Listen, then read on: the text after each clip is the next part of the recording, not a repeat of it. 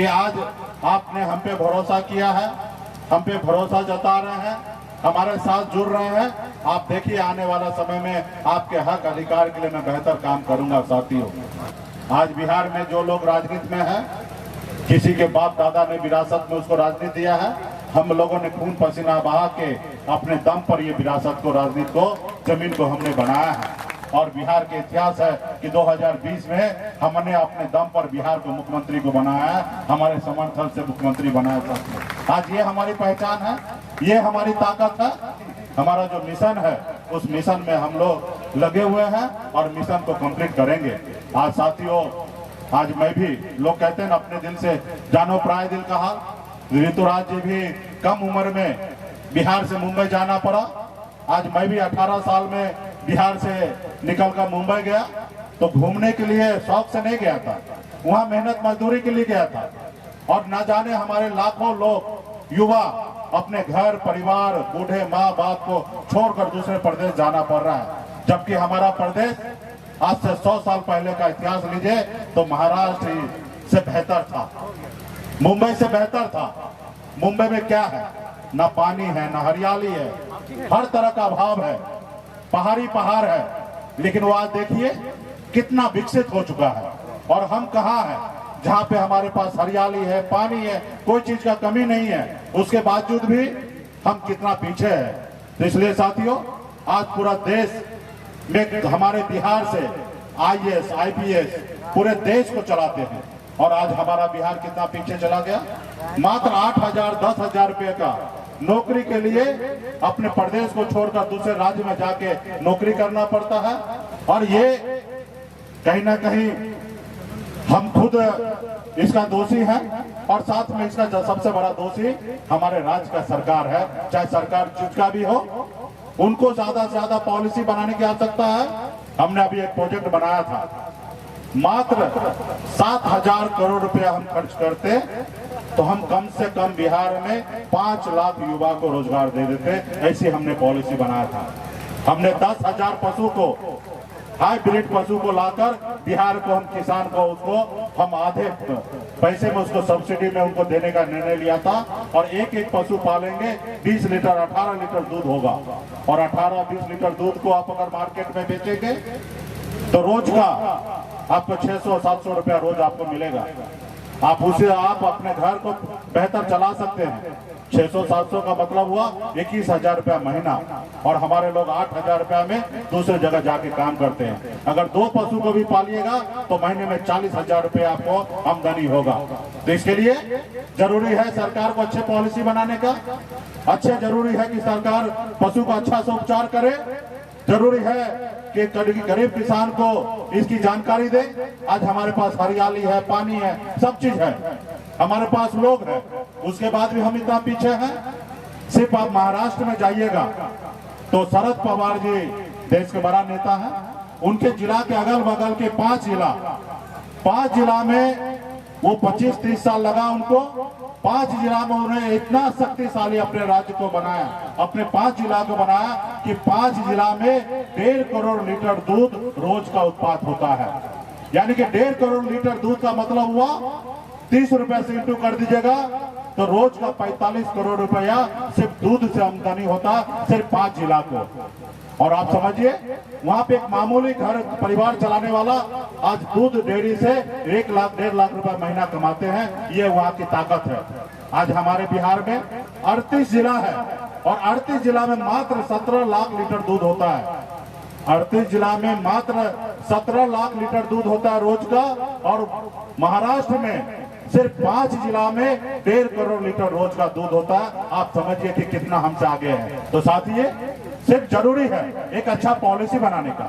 आज हमारे राज्य में आंध्र प्रदेश से मछली आता है। आप बताइए, हमारे पास इतना नदी है, तालाब है, झील है, इतने बड़े संख्या में मछुआरा है।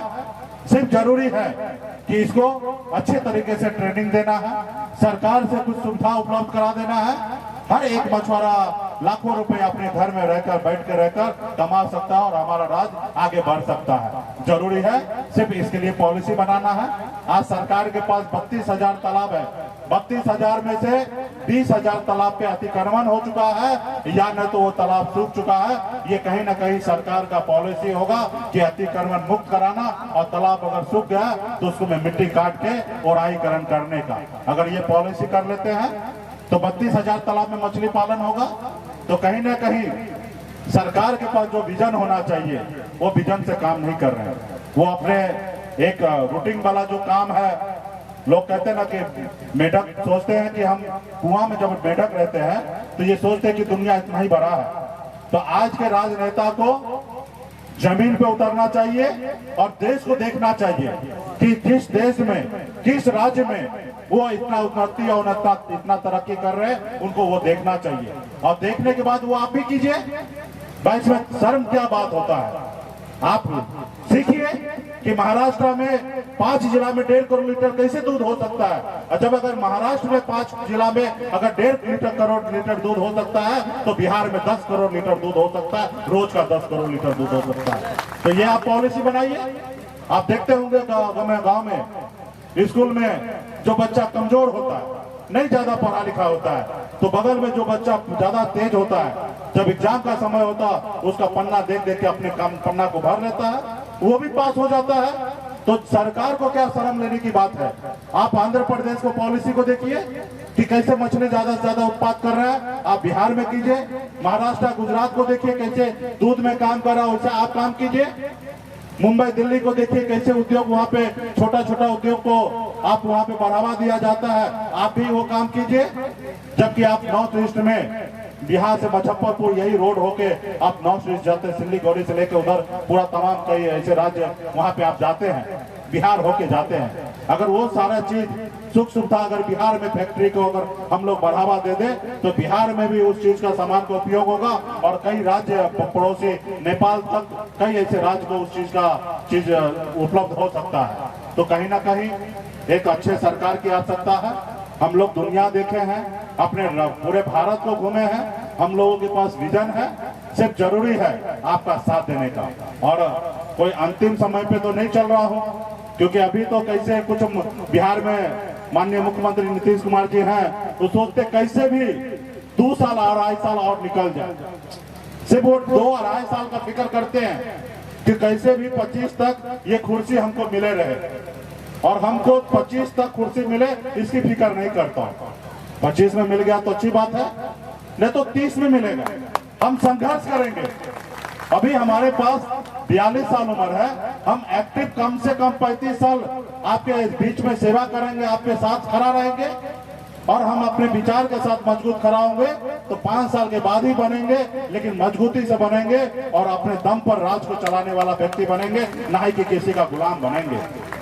आप देखते होंगे, सुनते होंगे, बिहार में नीतीश कुमार जी के अलावा किसी मंत्री का नहीं चलता है। मंत्री समय समय पर बोलते भी हैं कि हमारी बात चपरासी भी नहीं सुनते। तो ये ऐसी सच्चाई है। मंत्री मुख्यमंत्री के सहयोगी होते हैं एक मंत्री, अब मंत्री से राय विचार लेके राज को चलाना होता, लेकिन बिहार में IAS, IPS ये सब मिलकर सरकार चलाते, नेता का कोई वैल्यू नहीं है। तो हमें राज्य में लोकतंत्र पे जिनको विश्वास है, आज जनता नेता पे विश्वास करते, नहीं कि IAS और IPS पे भरोसा करते। और जब IAS IPS अगर राज को चलाएंगे तो यही हाल होगा। अगर नेता पे भरोसा है, हमने कई बार हमने अधिकारी को कहा, भैया तुमको तो 60 साल के लिए नौकरी फिक्स हो चुके हो, तुम एक बार IAS बन चुका तो आप 60 साल तक रहोगे, लेकिन मेरा क्या, हम काम करेंगे तब 5 साल के बाद हमको लोग फिर से चुनेंगे। इसलिए जैसे मैं कहता हूं वैसे करो। तुम्हारे हिसाब से राज नहीं चलेगा, हमारे हिसाब से राज चलेगा, क्योंकि जनता ने हम पे भरोसा किया है और आप सिर्फ हमारा सहयोगी हो। जो हम आपको ऑर्डर करते हो वो जल्दी से जल्दी फाइल पे लो, और कैसे करना है वो जल्दी से जल्दी पॉलिसी बनाओ। तो इस पे हम काम कर रहे थे, तो हम धमक के साथ काम कर रहे थे। तो हमारे जो दुश्मन है, जो देखा है गरीब पिछड़ा समाज का बेटा आजादी से लेकर अब तक हमारा गुलाम बना था, आज कैसे डायरेक्ट मालिक बन चुका है, सरकार का हिस्सेदार बन चुका है। सरकार में IAS IPS को धमका के उनको बात को मजबूती से कहते कि करो, सिर्फ ऑर्डर नहीं करो और जल्द से जल्द करो, ऐसे ऑर्डर देते हैं। तो इनको खत्म करो। आज अगर इनको नहीं रोकेंगे, अगर इसी तरीके से अगर अपने राज्य में काम करेंगे, तो ये आज हमसे 11 सीट पे गठबंधन करते हैं, कल 51 पे करेंगे और एक समय आएगा 125 पे करेंगे। इसलिए आज मुकेश सहनी को खत्म करो। और जब मुकेश सहनी को खत्म करोगे तो इनका समाज, इनके कार्यकर्ता, इनके नेता वो भी खत्म हो जाएगा। तो उन्होंने चालाकी से हमारे विधायक को खरीद लिया, हमें वो सरकार से बाहर कर दिया जो सरकार हमने बनाया था। लेकिन हम क्या करेंगे? हम तो वही पुराना सनत मुल्ला है, रोड पर उतर के संघर्ष किए, आज फिर से 1 साल तक संघर्ष किए और दिल्ली वाले को एहसास करा दिए, बिहार वाले को एहसास करा दिए कि बगैर वीआईपी पार्टी का नाव के अलावा तुम्हारे पास कोई कल्याण नहीं है। आज कहते हैं कि सहनी जी जो हो गया उसको भूल जाइए, गलती हो गया है, आने वाले समय में साथ में काम करें, ऐसा कुछ पॉलिसी बनाइए। तो हम कहते हैं भाई, राजनीति में कोई दोस्त नहीं होता, कोई दुश्मन नहीं होता है। आपने हमारा जो नुकसान दिया उसका भरपाई क्या करोगे पहले वो बताओ। उसके अलावा आगे बिहार के लिए ब्लूप्रिंट क्या है पहले बात करो कि 24-25 में कैसे लड़ोगे, देश में हमारा योगदान क्या होगा, हमारे राज्य में बिहार का क्या योगदान होगा, बिहारी का क्या योगदान होगा, पहले बताओ, फिर हम सोचेंगे। और अभी थोड़ा समय है, इतना जल्दी क्या है। और हमको प्रधानमंत्री बनना नहीं है जो हमको हरवरी होगा, हमको तो अपनी पार्टी को मजबूत करना, कुछ सांसद बनाना है। अब मैं भी उतना चिंतित नहीं हूँ कि सांसद बनने के लिए, हम तो बगैर जीते हुए भी मंत्री बन सकते हैं, ये हमारे पास ताकत है, आपने देखा होगा।